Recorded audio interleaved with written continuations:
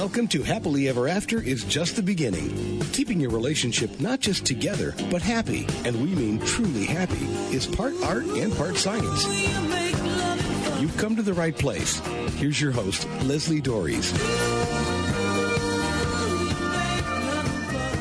One of the most common statements I hear from couples is, we don't communicate. And the thought in my head is, of course you do. You just don't like what is being communicated. And the truth is, you cannot not communicate.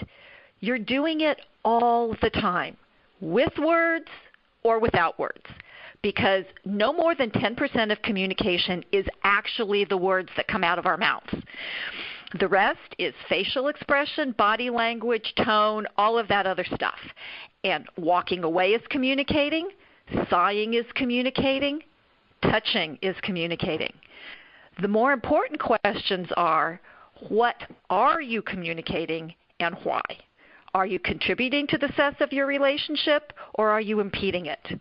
What you say and how you say it, as well as how personal you're willing to get, are the determiners of how healthy and happy your marriage is going to be. And the good news is that there is a specific and teachable way to improve your level of communication that will bring you the love and connection that most people want. So I'm joined today by fellow marriage and family therapist, Dr. Marnie Foreman. She's back to talk about this process. So Marnie, thank you so much for coming back and telling people they can actually learn how to do this. Yes, you actually can learn how to have these conversations with your partner so that you are communicating clearly and effectively. Just like what you said, you can't not communicate. You're always communicating. But communicating effectively, we know, can be a very different ballgame here. Oh, absolutely. And, I tell people, it's like we start talking when we're, maybe a year old, 18 months old, and at that point in time, everybody is hanging on our every word, trying to figure out what it is we're saying. And somehow that teaches us that that's always going to be that way, but it really doesn't work. Right. So you wrote a really interesting article entitled Conversations Every Couple Needs to Have that really highlighted the impact of effective communication. And it wasn't about the skills of communication so much as it was actually deeper than that. And it's about the 7 key conversations all couples need to have.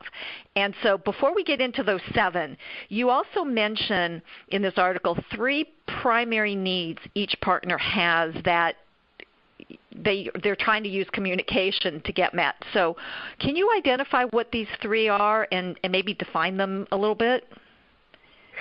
Sure, but let me put it in the framework for how this all came about. This is based on the work of Dr. Sue Johnson, who wrote a book called Hold Me Tight. 7 Conversations for a Lifetime of Love, who everyone in a relationship needs to read, or anyone looking for a relationship needs to read. And she also developed emotionally focused couples therapy, which is the clinical version of the material, essentially. But she, of course, wanted to write a book that anyone could read and understand, and that you don't have to necessarily be a therapist to get to understand these concepts.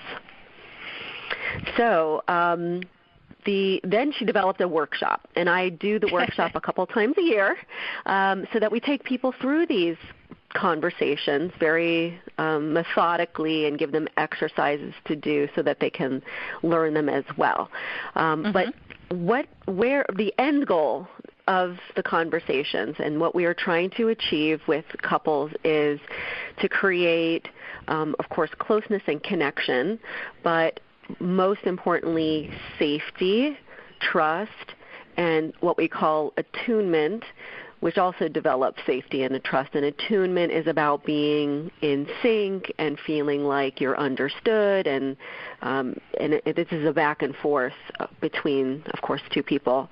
And so the 3 primary needs, we use, or I should say that Dr. Sue Johnson developed the acronym ARE. So it's an easy way to remember these three needs. And the A is accessibility, the R is responsiveness, and E is engagement.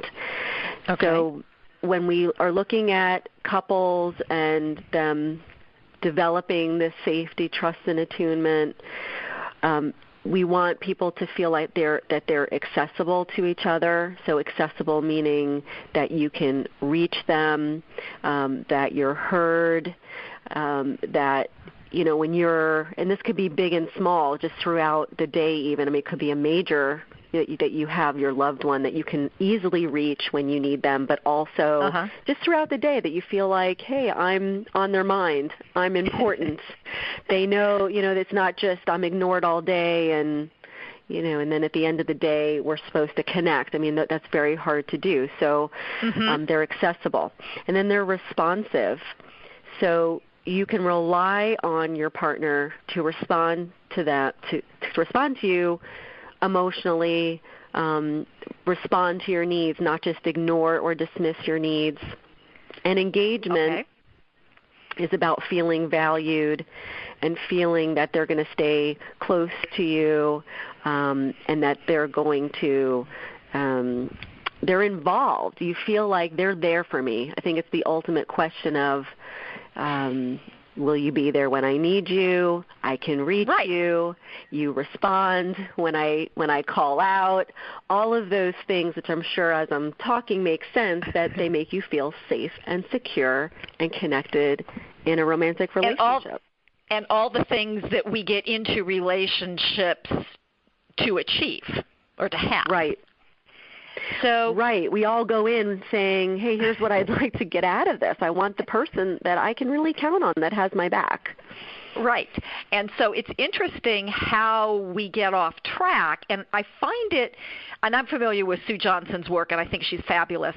But the first set of conversations, in fact, because there are 7 of them, and the first 4 are actually about dealing with the negative interactions that have been created in the relationship that leave people feeling disconnected. So can you go through what those 4 are? Yeah, sure. The idea is that when people are arguing over some of those things you mentioned, sex, kids, money, all of that stuff, a lot of times it's what's under the surface, but what's buried in that are those 3 needs that I talked about. And so sometimes people argue even over very stupid things like the remote control, stuff like that. But it's not about the remote control. It never is about the remote control. Right, and certainly parenting and things like that are very important issues. But when we don't feel like we're a team with our partners to come together and solve them, we're left feeling alone, and that we don't have our partners to problem solve. And so then these things get channeled into these disagreements, and negative cycles come up, is what we tend to call them. Negative cycles or patterns, and so once you can get unstuck from those and recognize, hey, we're getting really stuck here in this pattern. For example, a most common one would be someone pursuing for a connection or pursuing for the conversations, wanting to talk, making those reaches, and then we have another partner we often term the withdrawer. So they often may shut down or move away or dismiss, and then the more that person does that, the pursuer might escalate, and then the more that pursuer escalates, the more the withdrawer withdraws, and you can see it's just sort of this endless loop. And so the conversations, part of them, the very first one, involves recognizing the pattern or recognizing what we term the demon dialogue. So the couples will start frequently precipitated by the five worst words of "honey, we need to talk." Yes. And so we want to look at, well, what are those typical behaviors, reactions? What do you think? Like, what do you think when you hear your partner say, we need to talk? Yeah. What fears come up? What feelings? What are the reactive ones versus the under the surface ones? What are you afraid is going to happen? And so we sort of sparse out these different elements of the conversation, of the dialogue, we'll call it the demon dialogue, and so that we can start to identify those moves. Okay, well, what's your move that triggers my move? What just happened that made me say what I said? What do I think? Where does it take me back to? Sometimes it's these early experiences we've had in our, family history even. So it always has meaning. So the reaction people have, it's interesting because when I do the couples therapy, things that don't seem to make sense on the surface always start to make sense once we uncover them. Once we start to realize, well, when your partner said that, or this thing happened, or you saw the look on her face, or you heard the tone, what did it say to you? What did you tell yourself? What did you start thinking? What did you feel? So when we start uncovering that, often people have a very new understanding, and they start uncovering these things they didn't know. You watch the light bulbs go off, which is always so cool. Yes, so definitely.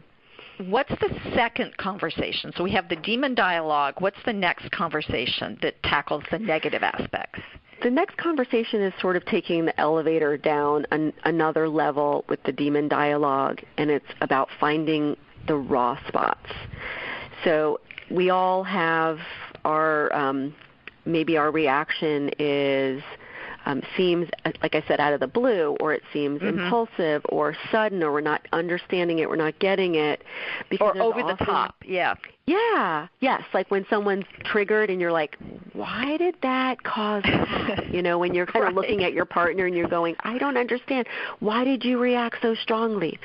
And often it's because something hit on that person's raw spot, and there's vulnerability, there's vulnerable feelings underneath the reaction and underneath the trigger. And so when we get people to start to figure out what those are, sometimes they're not so conscious and they're not in the forefront of someone's awareness. But once you peel back those layers, you find that it's often about something that it's hitting them into their core, and it's we call it a raw spot because it's like it's being touched off in that moment. A typical thing, if I were to give an example, is let's say somebody doesn't call consistently, or call when they say they're going to call, and it may be that they're a good person, but they're just easily distracted or something. And so the partner has an over-the-top reaction. You said you were going to call me at 2 p.m. or text me at 2. You didn't do that. And let's say they go into a whole rant over it. And then we find out, okay, under the surface, this is what happened to them when they were young, that they were maybe abandoned, or this is something a parent frequently did and they never felt like they could count on that safe parent. and secure. Right. So it hits that off. It sort of hits that deep inside. And a lot of times people don't even know. They're not aware until they start uncovering that, oh, this is why it affects me so much. And they can clearly state it to their partner why, when you say you're going to call, why it's so important, that it's not just I'm being crazy, or I'm not trying to control you, but it does have to do with this underlying need. Okay, so what's the third conversation? The third conversation we call revisiting a rocky moment.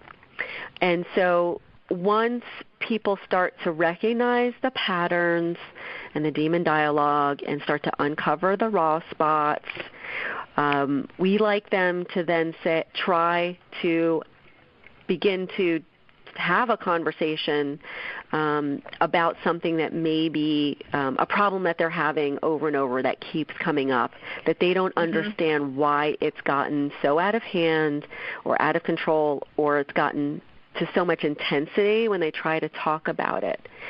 Right. And so they're trying to have this new conversation from a safer place where they can de-escalate the conflict, maybe they can repair a bit, and they can build more emotional security while they're having this talk.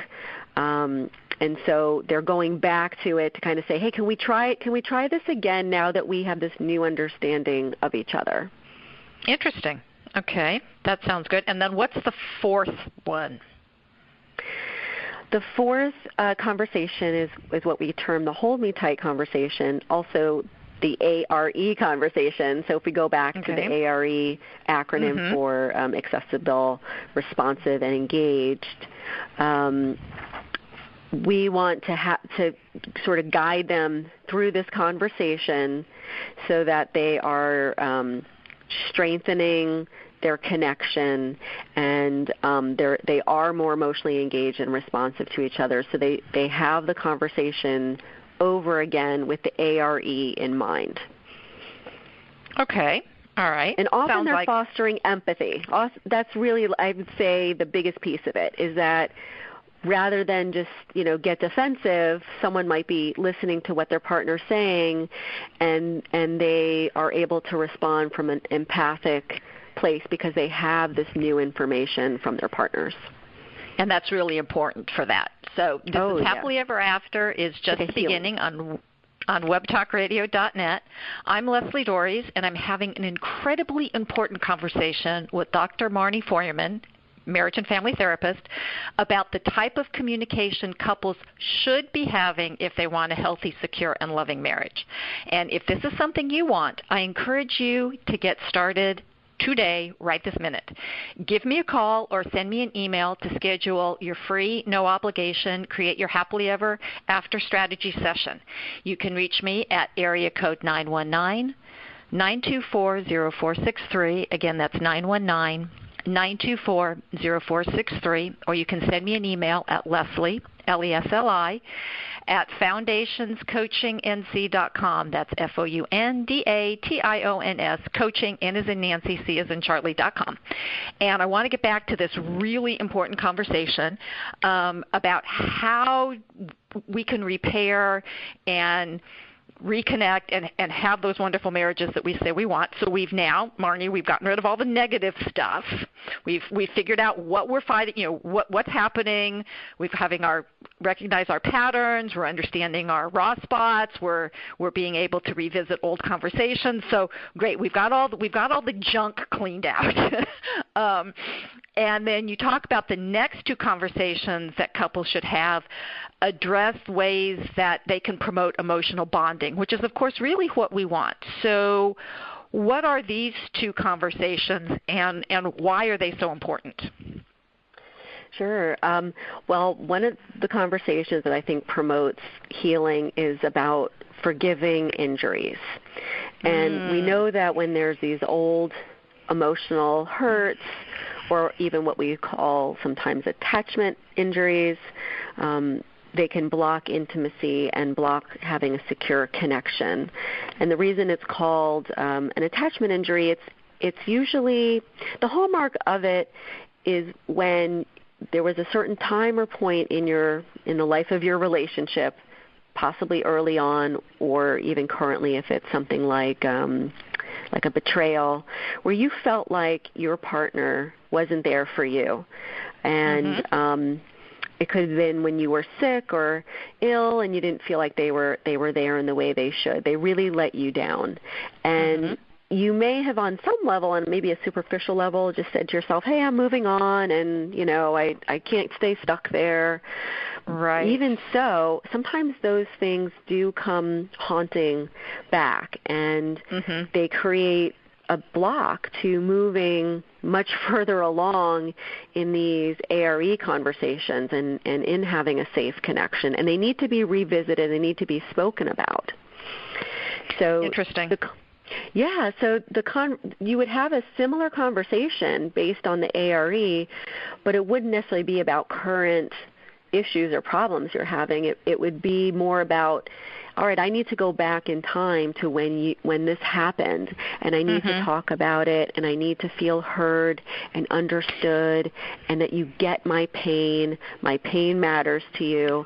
And so there's a way to have this type of a conversation as well, to feel like, all right, I can really put it away. I can really move on, and I feel like my partner understands what they did in it, and it's very, very, very unlikely they're going to do this again because they heard how much they get it. Impacted me. Yes, they get it. Well, and it's really interesting because I'll have people in my office say, I'm really over this, and I will be very respectful. I say, based on how much emotion is still attached in your words and your affect and your presentation, I'm going to hazard the guess that maybe you're not past this, and it's because they really want to be, or their partner really wants them to be, but they're not, and that is a huge block. So that's an important one. So what's the other reconnecting conversation? The next conversation, has to do with something that I think people really struggle to talk about, which is sex and physical intimacy. Yeah. We have an easy time just doing it, but we have a very hard time talking about it. Oh boy, yeah. Is that not? I mean, yes, and a lot of our colleagues don't ever want to go there, and it's like, okay, this is a really important aspect. We have to, as professionals, we have to be willing to talk about this. So so we're on to sex. Yes. Okay, so how do people talk about this? In a similar way, only of course the topic is sex and physical touch and what will make you feel, again, that sense of safety and security, because you're getting the physical affection that you're looking for, but that you feel, I think the idea is that the safer you feel in the relationship and the more secure you feel, the more open and free you're going to feel sexually with your partner.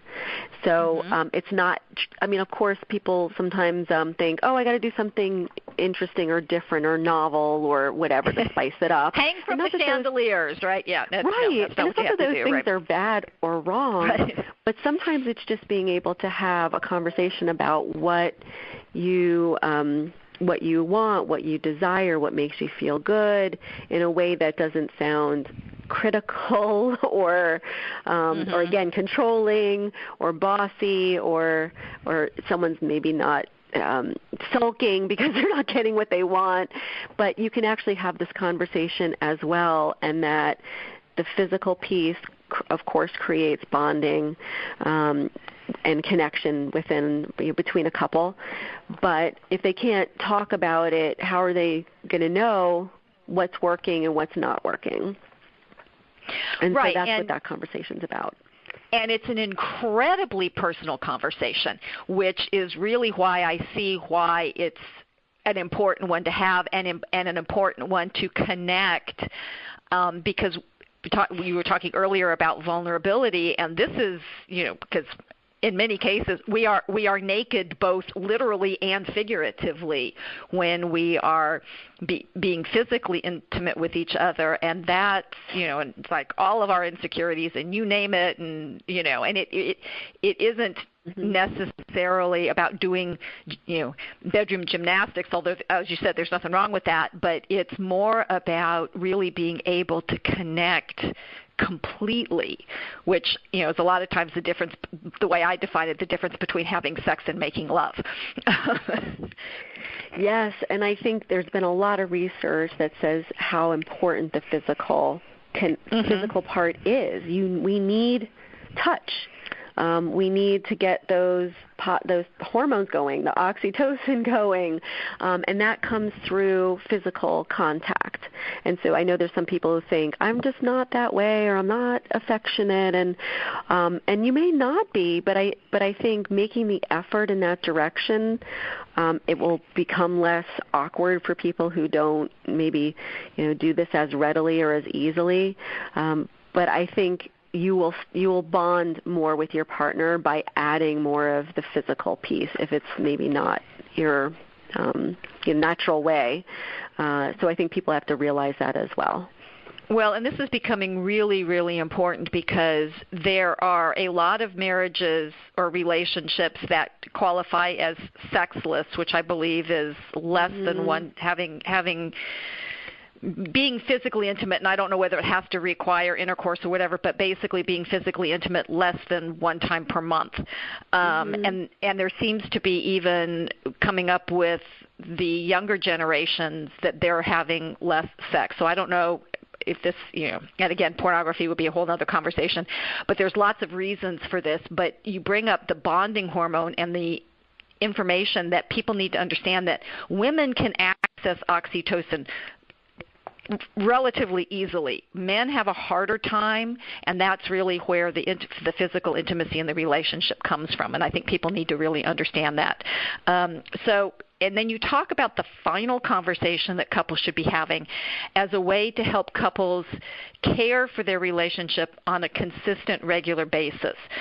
So how can couples do this? Because this is really, the way, and you and I have talked about this before, about if we can keep people out of trouble, it's a lot easier than trying to, if we can keep people healthy, it's a lot easier than to have to go in and help them get well.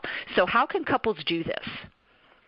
Right. I think it's about being very deliberate and mindful about maintaining the connection with your partner, doing the little things, doing rituals, having the date nights. I mean, that's sort of all the stuff that sometimes we consider kind of fluff, I would say. Some people say that. Right. But it doesn't work. Usually those things don't work too well if you haven't done all the other stuff that we just talked about. That's sort of like building that foundation.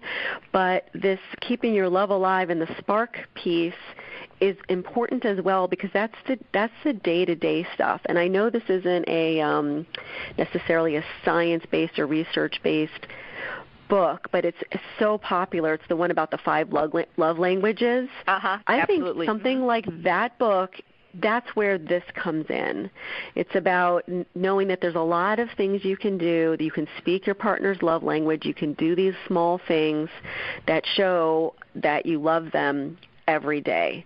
And we know also doing new things together, trying different types of activities, things that create the novelty, that create that stimulation in the brain that kind of reminds you, well, here's why I fell in love with this person. And so that's what the last piece is about, is to just you do have to maintain. Right, and this is one of those things where if we just kind of keep doing the things that we did when we got together. Now, obviously, there's time factors that come into play, and children are some of the worst things that happen to romantic relationships because they are little time demons. I mean, not through any fault of their own, but they require a lot of time. And so it's one of those things where if you can consistently have these daily rituals, that and weekly rituals, and I always tell my couples, it's like, yes, you have to, date night is important, but for me, date night is you have fun together. It's not you go to your restaurant and dissect the relationship. It's like, oh my God, who wants to do that? Right. But it's going. No, it's just like you said, fun.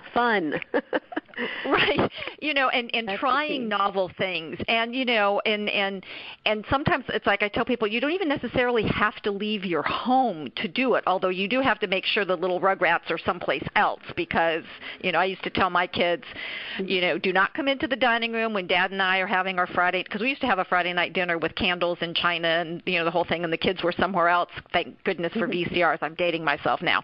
But it was like, you do not come into the living room unless the house is on. I mean, the dining room, unless the house is on fire or one of you is bleeding. Right. It's like right. That's great. It's setting those parameters, and the kids were fine. Once they got into the habit of it, well, I mean, they were fine with it. That's just what happened on Friday nights. It was not a big deal. But I love the fact that you talk about the intentionality of it, because I think one of the things that get couples off track is they put their relationship kind of on the back burner. It's okay, not really any problems. We've got all these other things to pay attention to. And then, either it boils over on the back of the stove and, or we forget that it's even there, and then when our kids grow up and go away, which is what they're supposed to do, we look at each other going, who are you and why are you in my kitchen? Right, exactly. No, I think you're right on track with that, and that's what this last conversation is about. It's maybe even sitting down and talking about these things and saying, I would love to do this, or I'd like to do a Friday night game night every week, or it's just really making it very explicit. And then, of course, carrying through on an action plan for making sure those things happen. And that's about keeping your love alive. And I do think that all these other stages, because if we've built up these negative habits or these negative interactions, we have to get rid of the junk. We have to clean that out so that we can do these these other things. And so, can you tell people how they can learn more about this, how they can learn more about you, because you write such great stuff, and I really think that people just need to have access to as much information as they can possibly get. Sure. Well, you can find a lot of stuff on my website, of course, which is www.thetalkingsolution.com. That's all one word. And if you are interested in the workshop, I do hold it in South Florida, and the website for that is www.hmtflorida.com. So HMT for Hold Me Tight, Florida, all one word, .com. But there are workshops. If you Google Hold Me Tight workshops, something should come up where they do hold these all over the country. So there's lots of different therapists who hold the workshop, and it's gotten just such a wonderful reputation because I think people get so much out of it. And they end up really liking it and feeling like it was a wonderful experience with their partner. Most people end up going, and I can't tell you how many times I hear someone say, I didn't realize this about him, or I didn't know that about her. So that's what's remarkable to me. I mean, people who've been married sometimes 10, 15 years are saying that. So I love when I hear that. And, of course, the book, I would definitely recommend reading the Hold Me Tight book. And so it's all such valuable resources for couples. Absolutely. And so what people need to understand is that marriage is a series of connection, disconnection, and repair. And where most couples get stuck is in the movement from when you're disconnected to repairing the relationship. And the process that we've talked about today is an incredibly effective way to make that step easier. And the better you get at this, the stronger and more satisfying your marriage will be. So hopefully one of the things you'll do to keep your marriage stronger is to keep listening to this show. And until next week, stay loving.